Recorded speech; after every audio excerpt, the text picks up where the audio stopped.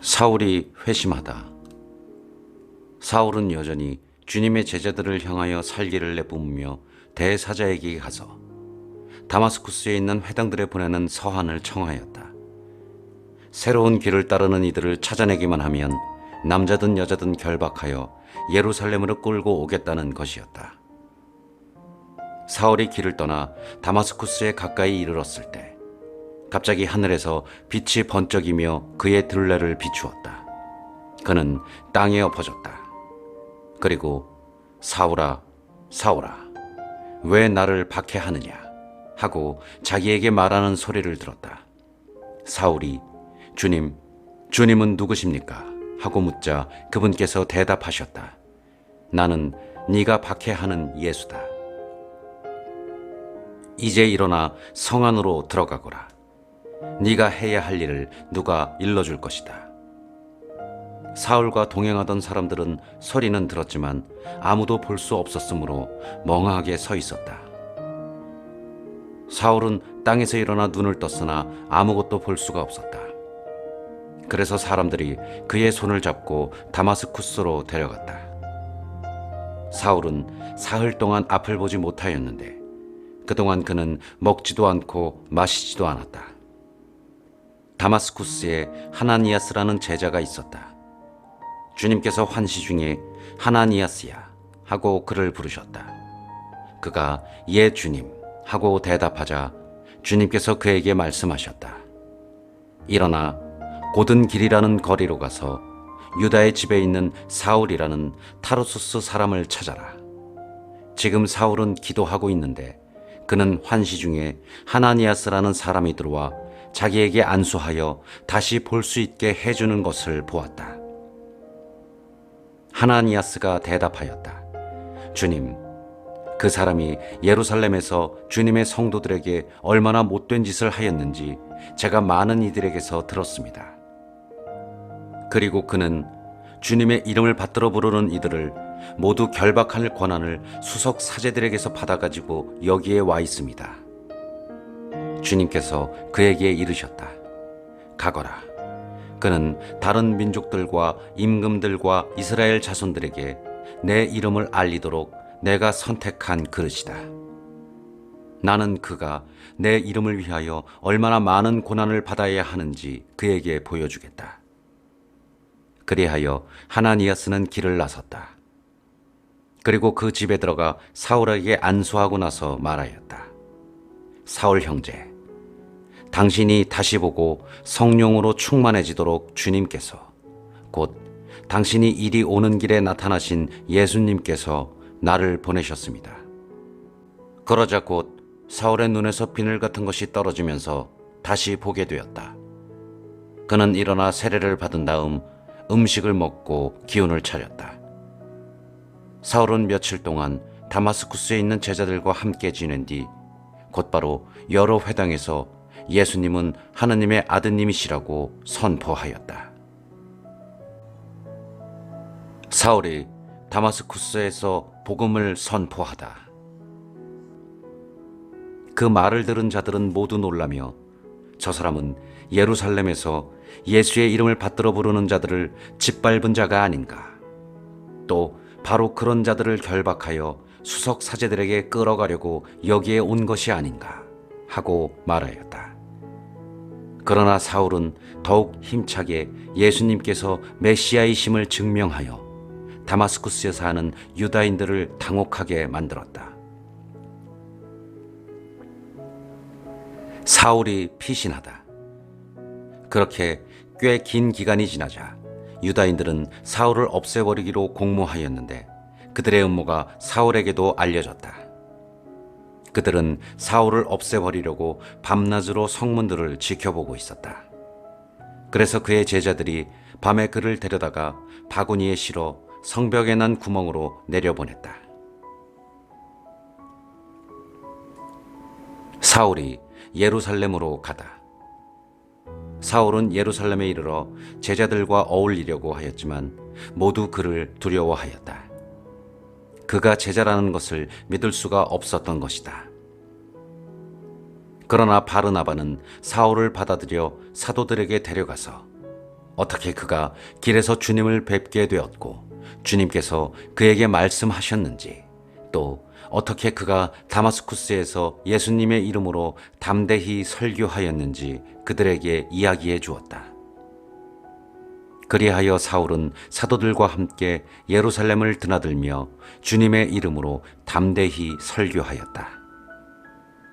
그리고 그리스계 유다인들과 이야기도 하고 토론도 하였다. 그러나 그들은 사울을 없애버리려고 벼르고 있었다. 형제들은 그것을 알고 그를 가이사랴로 데리고 내려가 다시 타르수스로 보냈다. 이제 교회는 유다와 갈릴레아와 사마리아 온 지방에서 평화를 누리며 굳건히 세워지고 주님을 경외하며 살아가면서 성령의 격려를 받아 그 수가 늘어났다. 베드로가 중풍병자를 고치다. 베드로는 모든 지방을 두루 다니다가 lid다에 사는 성도들에게도 내려가게 되었다. 거기에서 베드로는 에네아스라는 사람을 보았는데 그는 중풍에 걸려 8년 전부터 침상에 누워 있었다. 베드로가 그에게 말하였다. 에네아스, 예수 그리스도께서 당신을 고쳐주십니다. 일어나 침상을 정돈하십시오. 그러자 곧 에네아스가 일어났다. lid다와 사론의 모든 주민이 그를 보고 주님께 돌아섰다. 베드로가 도르카스를 다시 살리다. 야포에 타비타라는 여제자가 있었다.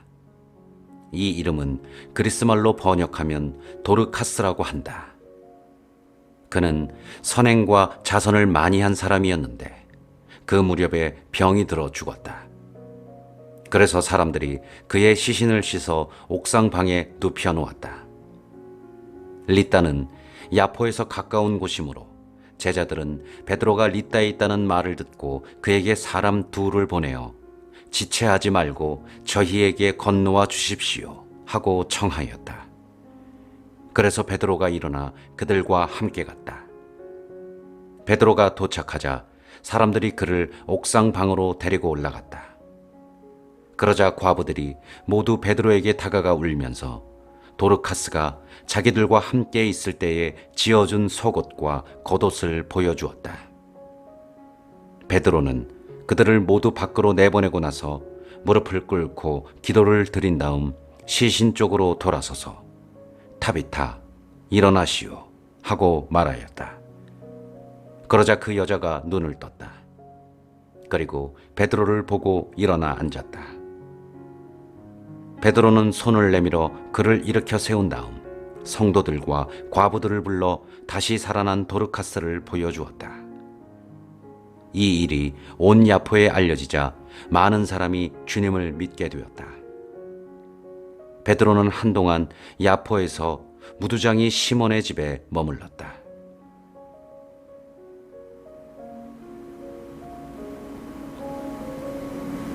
코르넬리우스가 환시를 보다. 카이사리에 코르넬리우스라는 사람이 있었는데 이탈리아 부대라고 불리는 군대의 백인 대장이었다. 신심이 깊은 그는 온 집안과 함께 하나님을 경외하며 유다 백성에게 많은 자선을 베풀고 늘 하느님께 기도하였다. 어느 날 오후 3시쯤 그는 환시 중에 자기가 있는 곳으로 하느님의 천사가 들어와 코르넬리우스 하고 부르는 것을 똑똑히 보았다. 그는 천사를 유심히 바라보며 겁에 질려 천사님, 무슨 일이십니까? 하고 물었다. 그러자 천사가 그에게 대답하였다. 너의 기도와 너의 자선이 하느님 앞으로 올라가 좋게 기억되고 있다. 이제 야포로 사람들을 보내어 베드로라고 하는 시몬을 데려오게 하여라. 그는 무두장이 시몬의 집에 묵고 있는데 그 집은 바닷가에 있다. 코르넬리우스는 자기에게 말하던 천사가 떠나가자 집종 2사람과 자기가 데리고 있는 군사들 가운데 신심이 깊은 사람 하나를 불러 모든 일을 이야기해주고 나서 야포로 보냈다. 베드로가 환시를 보다. 이튿날 길을 가던 그들이 그 도시 가까이 이르렀을 즈음 베드로는 기도하러 옥상에 올라갔다. 때는 정오쯤이었다. 그는 배가 고파 무엇을 좀 먹고 싶어 하였다. 그런데 사람들이 음식을 장만하는 동안 베드로는 무화경에 빠졌다. 이어서 하늘이 열리고 큰 암호파 같은 그릇이 내려와 내 모퉁이로 땅 위에 내려앉는 것을 보았다. 그 안에는 네 발 달린 짐승들과 땅의 길 짐승들과 하늘의 새들이 모두 들어 있었다. 그때에 베드로야, 일어나 잡아먹어라 하는 소리가 들려왔다. 베드로는 주님, 절대 안 됩니다. 저는 무엇이든 속된 것이나 더러운 것은 한 번도 먹지 않았습니다. 하고 대답하였다. 그러자 베드로에게 다시 두 번째로 소리가 들려왔다.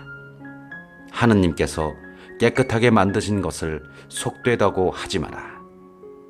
이러한 일이 3번 거듭되고 나서 그 그릇은 갑자기 하늘로 들려 올려졌다. 베드로가 코르넬리우스를 찾아가다. 자기가 본 환시가 무슨 뜻일까 하며 베드로가 속으로 어리둥절해하고 있는데 코르넬리우스가 보낸 사람들이 시몬의 집을 알아내고 나서 문간에 다가섰다. 그리고 사람을 불러 베드로라고 하는 시몬이 여기에 묵고 있는지 물었다. 베드로가 환시에 대하여 계속 곰곰이 생각하고 있는데 성령께서 그에게 이르셨다. 지금 3사람이 너를 찾고 있다. 그러니 일어나 내려가서 주저하지 말고 그들과 함께 가거라. 내가 그들을 보냈다. 그래서 베드로는 그 사람들에게 내려가 내가 바로 여러분이 찾는 사람입니다. 무슨 일로 이렇게 오셨습니까? 하고 물었다. 그들이 대답하였다.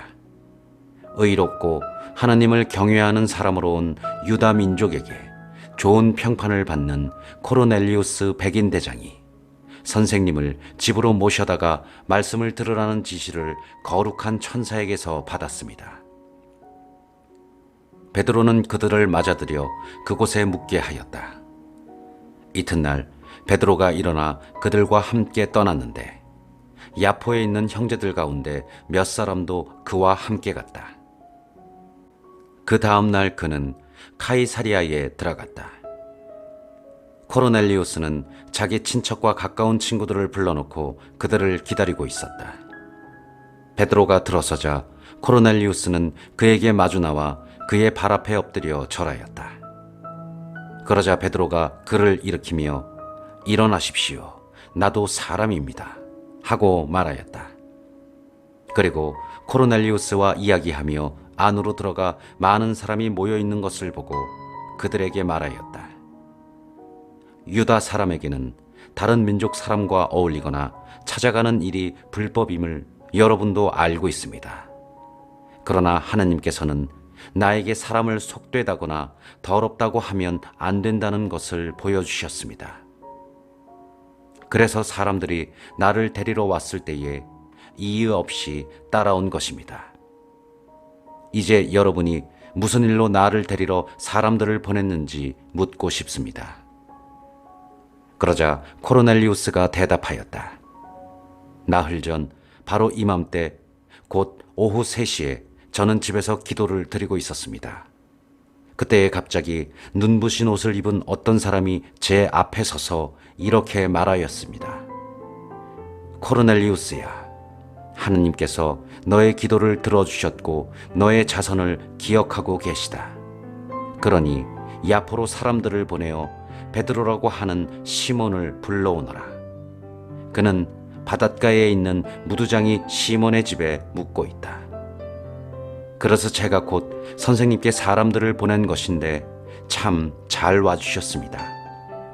지금 저희는 주님께서 선생님께 지시하신 모든 말씀을 들으려고 다 함께 하느님 앞에 모였습니다.